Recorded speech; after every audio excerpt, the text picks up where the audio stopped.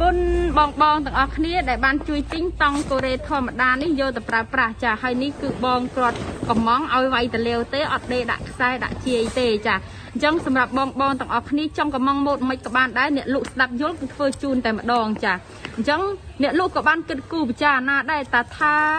ថាតើគួរប្រើប្រភេទលាវម៉េចដើម្បីទប់ទល់ជាមួយនឹងកម្លាំងខ្យល់បក់បោកអញ្ចឹងអ្នកលក់ក៏សម្រេចចិត្តប្រើប្រាស់លាវរបៀបនេះដើម្បីជូនដល់បងចាអញ្ចឹងបើសិនជាអ្នកប្រើប្រាស់មានជួបបញ្ហាអីក្រោយពីការប្រើប្រាស់ជួយប្រាប់មកអ្នកលក់ផងដើម្បីអ្នកលក់នឹងរិះរោវិធីឲ្យកាន់តែល្អជាងមុនចាគោលដៅធំបំផុតរបស់អ្នកលក់គឺទី1ចង់ឲ្យអតិថិជនប្រើប្រាស់អីវ៉ាន់នឹងបានយូរចាទី2ចង់ឲ្យអីវ៉ាន់នឹងល្អហើយតម្លៃធូរថ្លៃសមរម្យទៀតចាអញ្ចឹងបងទាំងអស់គ្នាដែលបានទិញអីវ៉ាន់ពីខាងប្អូនទៅចាចង់ជួយកែតម្រូវអ្នកលក់របៀបណាអាចជួយប្រាប់មកបានដើម្បីអ្នកលក់កែតម្រូវជូនឲ្យបានល្អទាំងអស់គ្នាចាព្រោះអ្នកលក់រាល់ថ្ងៃភាគច្រើនគឺធ្វើតាមអ្នកទិញចាគាត់ថាប្រភេទតង់មួយចំនួន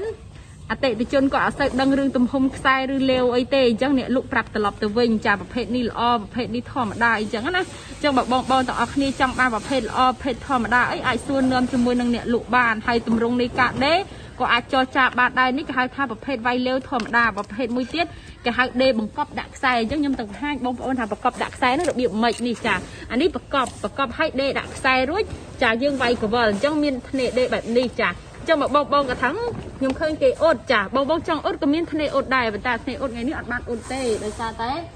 អត់បានបើ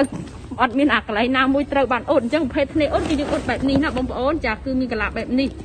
មើលទៅវាស្តៀងគ្នាជាមួយនឹងសាច់តង់ចានេះគឺធ្នេអ៊ុតអញ្ចឹងបងទាំងអស់គ្នាចង់អ៊ុតចង់ដេក៏មកបានទាំងអស់គ្រាន់ថាអ៊ុតមានហានិភ័យមួយទៅលើការបាត់ម៉ែត្រខាងខ្ញុំអត់ហ៊ានធានាទេពេលអ៊ុតឲ្យបាត់ប្រមាណជាទូទៅវាមានការបាត់សឹកហ៊ុនណាបងប្អូនទំហំកាន់តែវែងបាត់កាន់តែច្រើនអញ្ចឹងបើសិនជាអ្នកអ៊ុ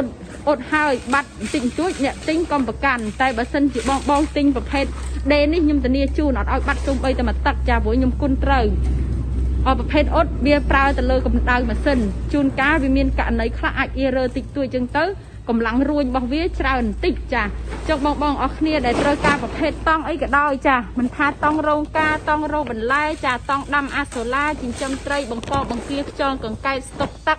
ស្រះទឹកបងប្អូនអាចធ្វើការទំនាក់ទំនងបានខាងខ្ញុំមានបោះដុំនិងលក់រាយផ្ញើបាន25ខេត្តក្រុងចាអរគុណច្រើនជម្រាបលា